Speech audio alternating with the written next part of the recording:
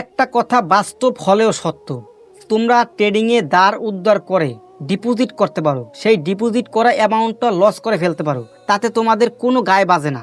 কিন্তু সেম অ্যামাউন্টটা তুমি যখন শেখার পিছনে ইনভেস্ট করতে চাও তখনই তোমাদের খুব গায়ে বাজে।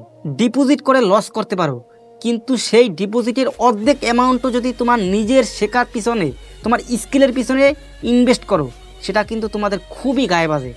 আসলে ভাই, তুমি যখন নিজের পিছনে শুরুর দিকে ইনভেস্ট করবা, সেটাকে তোমার ওই লস বলে না, সেটা তোমার ইনভেস্টমেন্ট হবে। কিন্তু তুমি যখন দ্বার উদ্ধার করে অথবা তোমার নিজের কাছে আসে একটা অ্যামাউন্ট, সেটা তুমি ডিপোজিট করলা, ডিপোজিট করে লস করলা, সেটার মাধ্যমে তুমি কোনো কিছু শিখতে পারবে না। যখন সেই অ্যামাউন্টটা তুমি ইনভেস্ট করবা নিজের উপরে, নিজের শিকার উপরে, নিজের স্কিলের উপরে, সেটা তোমার একটা ইনভেস্ট হয়ে গেল ভাই। তো এটা বলবো ভাই, দ্বার উদ্ধার করে তোমরা ডিপোজিট না করে দ্বার উদ্ধার করে তোমরা নিজের শেখার পিছনে স্কিল ডেভেলপ করো।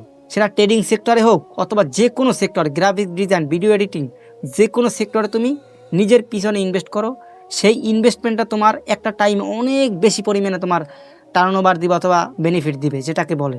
আমাদের মেইন সমস্যা হচ্ছে আমরা শিখতে চাই না, শুধু প্রফিট করতে চাই। যদি তুমি প্রফিট করতে চাও আর এই রকমের সারা জীবন দ্বার উদ্ধার করে ডিপোজিট করতে চাও, একটা টাইম তোমার ওখানে একেবারে ভরে যাবে, ঠিক আছে? এটা বললাম যারা খাস বাঙালি এদের জন্য। প্রফিট করতে চায় কিন্তু শিখতে চায় না ভাই, এটা কেমনে হয়? এটা আমাকে একটু বলো ভাই, এটা কি সম্ভব? কোনো দিনে সম্ভব? এটা আমাকে বলো।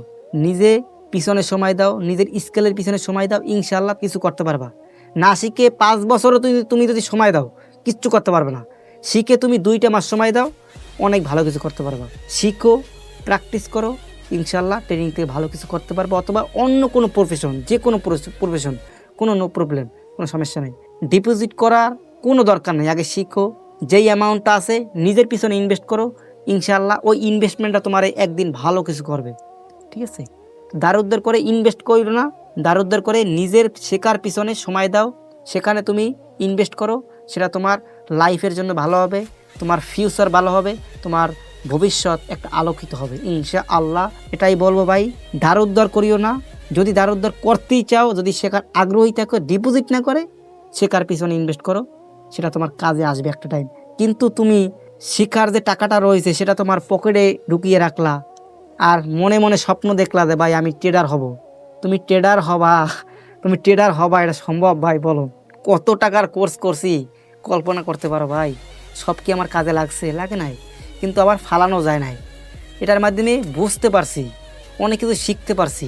আমি যদি শেখার পিছনে ইনভেস্ট না করতাম, প্রফিটেবল ট্রেডার জীবনে হতে পারতাম না, ঠিক আছে?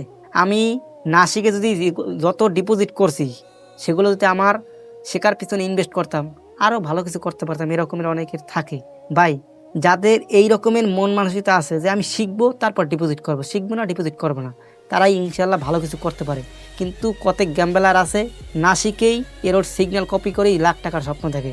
এরকমের ভাই হয় না ভাই। ভালো কিছু করবা, আগে শিখো, শেখার পিছনে সময় দাও, একটা জিনিস ফলো করে সামনে আগাও, ইনশাল্লাহ ভালো কিছু হবে, এটাই তোমাদেরকে বলবো।